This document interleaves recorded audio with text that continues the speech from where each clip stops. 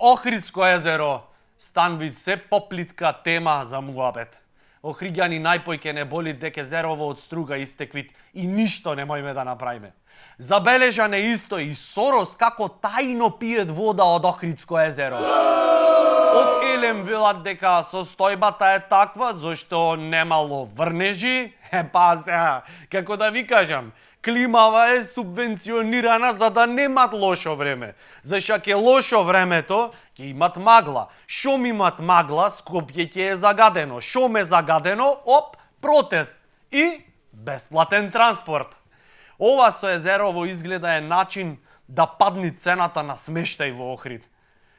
Како ќе изгледа Охрид без езерото? Еве го.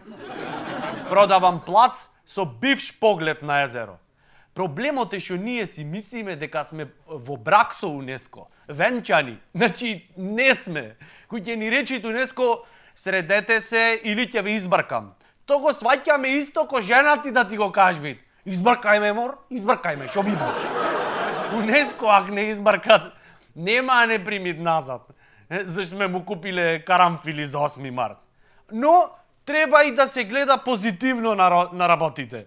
Можност за нов вид туризам. Ево, кални бањи.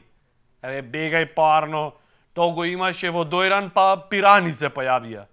Ние во државава дефинитивно не држиме вода. Или имат поплави, или имат суши. Баланс нигде.